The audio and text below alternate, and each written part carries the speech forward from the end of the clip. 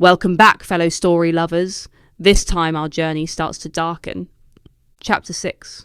On her way back to work after lunch, Marnie passed a church. Needing to immerse herself in the serene sanctuary of the soul, she entered the mellow, cool stone building and was immediately enveloped in an amplified sense of peace. She sat in the middle pew and stared up at Jesus. His agonized face regarded her from the cross. There was only one other person in the church, a hunched figure sitting a row from the front. After the virus had retreated, she found herself drawn to places of worship. These frequent visits were partly due to her desire for meditative tranquility and also for transparency and answers to her many questions. She asked the same things over and over.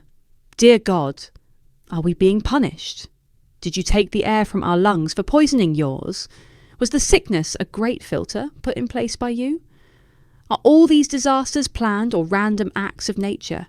If I examine the history of microbes as far back as I can trace their origin and beyond, will I find a cure to prevent all future potential extinctions?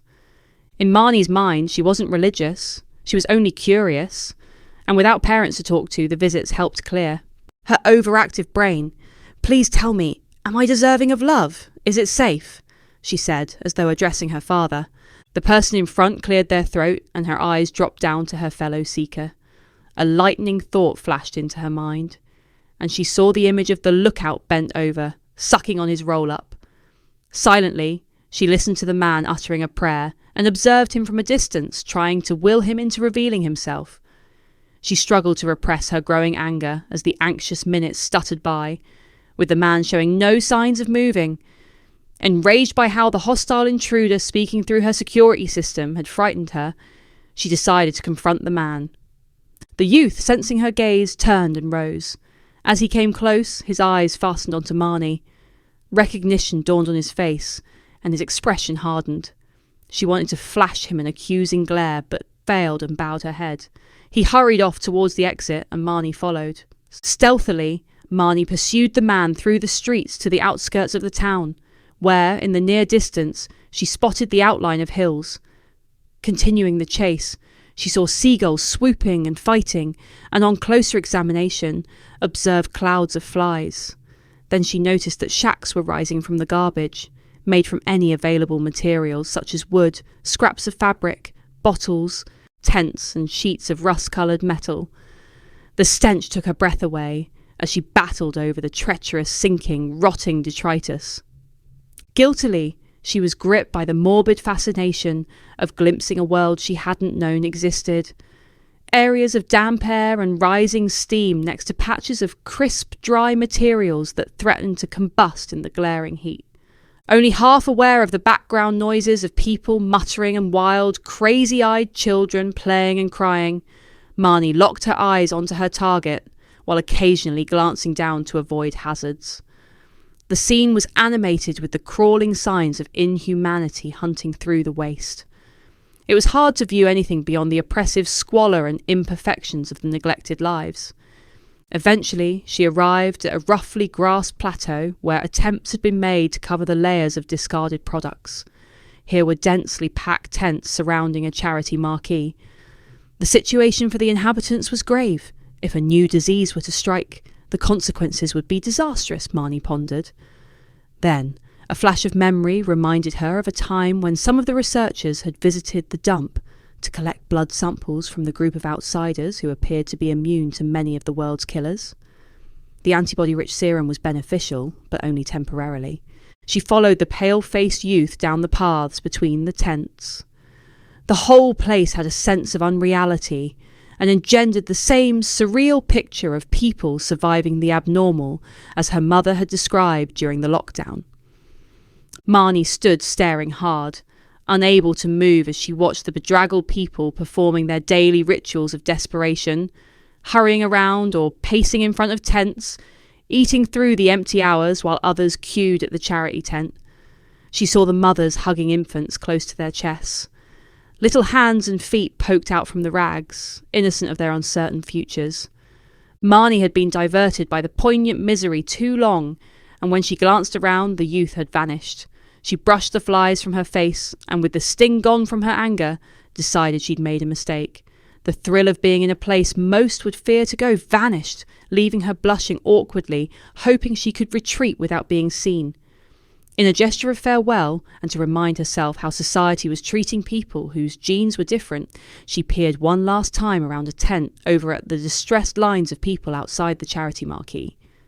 There was a break in the noise as all the sounds of human activity died. Hands released everything and slammed onto chests. Agonised, shocked faces desperately pleaded for help, replaced by dull thuds as people fell to the ground. Utter silence was followed by screaming, which fractured the air. Marnie sensed someone behind her, but before she could react, her legs were pulled from beneath, causing her to hit the ground hard. She lay winded, a body pressed on her back. "They are killing people," a deep voice whispered.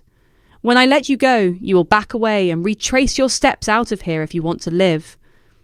The pressure released, and Marnie scrambled onto her feet and followed the stranger's instructions. When she'd reached some distance from the grass-covered plateau, the youth grabbed her hand and raced with her to the main dump.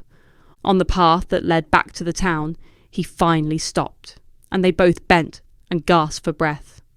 "What were you following me for?" he said angrily, staring harshly. "I suppose you came to ogle those who share their lives with the mutated super rats let loose from the labs. Have fun, did you? Made you feel more superior?" Marnie no longer wanted to accuse him of anything, but was unsure how to respond. "I was mistaken. I had a sort of break-in at my house, and wondered if you knew anything about it," she mumbled, and blushed with shame.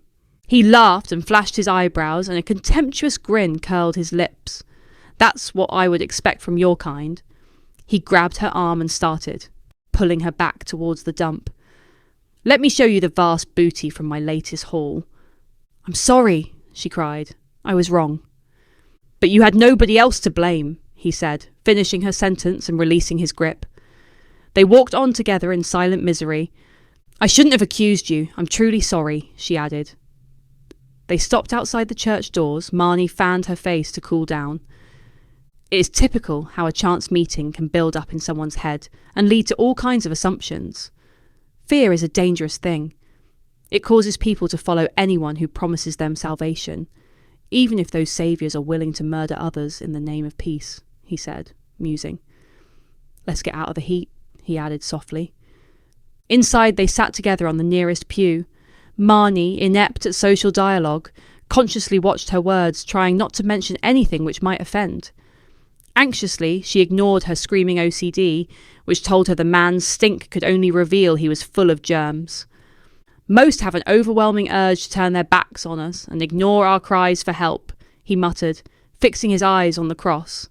"Some of us do have integrity. We don't receive any benefits and must eke out a living. Otherwise, we'd starve. I work in the sweatshop because I don't want to steal." They exchanged looks. Marnie smiled sympathetically and saw beneath the grime a handsome face with large, round, brown eyes framed with curling dark locks. "What happened back there?" she said, her eyes darting from the sad depths of his expression. "Why did all those people collapse? Are they sick?" "No. Gangs hired by the authorities infiltrate the camp. They have a mysterious weapon, a type of small, easily concealed gun. It's rumoured that it fires a pellet made from shellfish toxins. Instantly, it melts in the body and causes a heart attack. The only remaining evidence is a tiny red dot." "If they hate you so much, why don't they just shoot you?" she said bluntly. Uncomfortably, she turned. Their eyes met, and looking into his face, she saw his harshness was not unkindness, but anxiety. "There are a number of wealthy altruists who support our cause and are fighting on our behalf. If a coroner or medical professional found out what they were doing, it could reach the press." "Why don't you go to the papers or online?" "We have, but they blame a genetic fault for the unusual amount of coronary issues. What can you do without evidence?" "The poison must show up in the blood." "There is no fixing or plan unless we can all escape together," he said with infinite darkness. "I have the warmth of friends and family. We're bound together," he said, frowning quickly and swallowing, and without waiting for a response, continued. "I couldn't leave the smiles of my older brother and his daughters and have their laughter ringing in my ears." The events of the afternoon were suddenly real, and a tear dropped from Marnie's eyes. Her sorrow was palpable, and he slid closer. His breath brushed her cheeks, and he reached out and clasped her hand. Such acts were forbidden, but for the only time in her life, she allowed his fingers to wrap around hers. They sat in pensive silence. "You should return home before it gets too late," he said, and released his grip. "Yes, I suppose so," she said, rising in a daze. "You don't want some sewer rat mugging you," he added, laughing. She turned and saw Tem had remained sitting as though he was waiting for a miracle. Remembering what Conran had said about taking risks, she turned back. "Why don't you come to mine? Have a rest and a shower," she said, not wanting to desert the forlorn figure. Thank you for listening to Chapter 6. You may find my books in all your favourite online stores under EMG, Wixley and Audible. This story is to be continued.